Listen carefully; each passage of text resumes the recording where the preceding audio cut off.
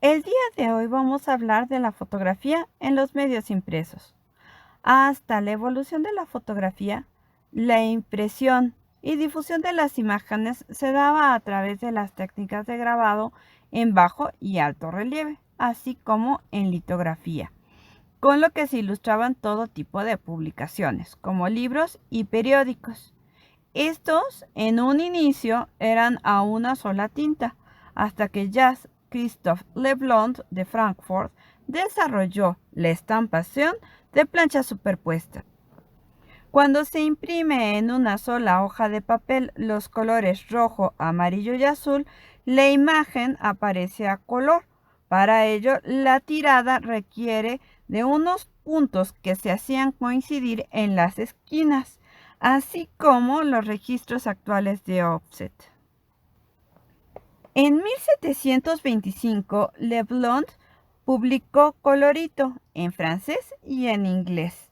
En 1717 se mudó a Londres, donde recibió la Real Patente por el proceso de impresión a tres tintas.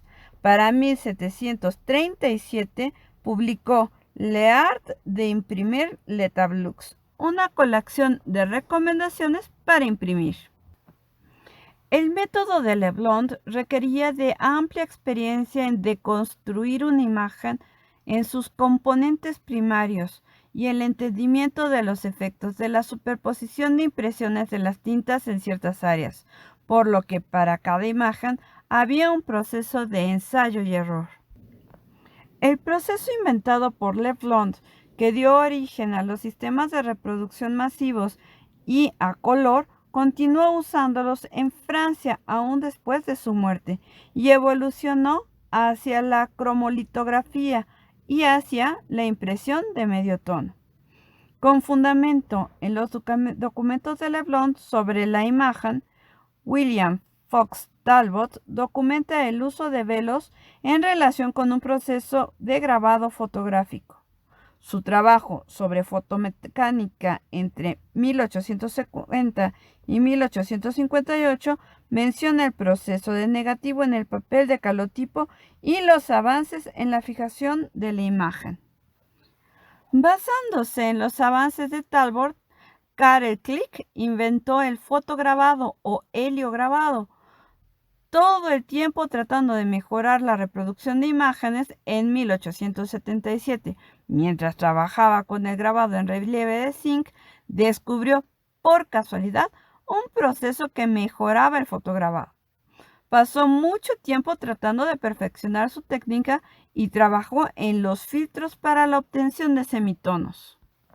Así pues, mucho tiempo antes de las imágenes digitales, se desarrollaron técnicas fotográficas para dividir las imágenes en blanco y negro, que en realidad están en escala de grises, en puntos discretos. El primero de ellos fue el cribado, en el que se suspendía una pantalla de tela de tejido grueso antes de exponer la placa de la cámara, rompiendo la luz entrante en un patrón de puntos mediante una combinación de efectos de interrupción y difractación.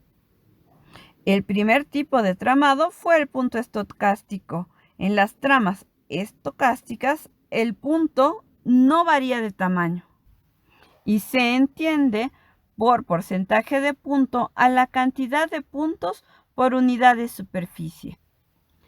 La primera fotografía impresa en medios tonos fue una imagen del príncipe Arturo publicada el 30 de octubre de 1869 en el Canadian Illustrated News.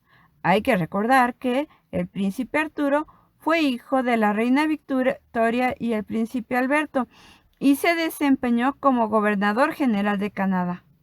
La técnica de medios tonos mejora la calidad de la reproducción y adicionalmente se puede imprimir simultáneamente el texto y la imagen. Entonces, el 4 de marzo de 1880, el periódico New York Graphic publicó por primera vez una fotografía impresa bajo el nombre de Shantytown por Stephen Henry Hogan. En 1882, el alemán George Meisenbach patentó un proceso de medios tonos en Inglaterra. Su invento se basó en las ideas anteriores y usó pantallas de una sola línea que giraban durante la exposición para producir efectos de líneas cruzadas. Fue el primero en lograr un éxito comercial con los medios tonos en relieve. En la fotoreproducción se usaba una trama de contacto, que es la base para los procedimientos de reproducción actuales. Las áreas del original más iluminadas reflejan mayor cantidad de luz y las más oscuras, la cantidad de luz es menor. La luz reflejada atraviesa la trama de contacto, generando sobre la película negativa puntos de diferentes tamaños, puntos grandes en las áreas de mayor cantidad de luz y puntos más pequeños en las áreas que reflejan menor cantidad de luz. Una vez realizada la primera exposición, el resultado obtenido será una imagen descompuesta en puntos del original, pero invertida.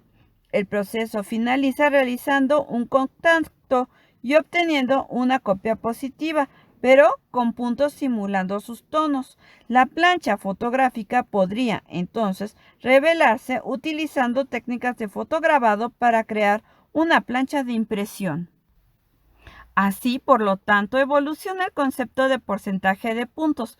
Actualmente se refiere a la relación porcentual existente del área de superficie que cubren los puntos de la trama en una determinada zona valorada respecto a la superficie total valorada. La Primera Guerra Mundial, que inició el 20 de julio de 1914 y terminó el 11 de noviembre de 1918, fue un evento que contribuyó a sentar las bases del fotoperiodismo, ya que los periódicos alemanes comenzaron a comprar fotografías sobre la guerra.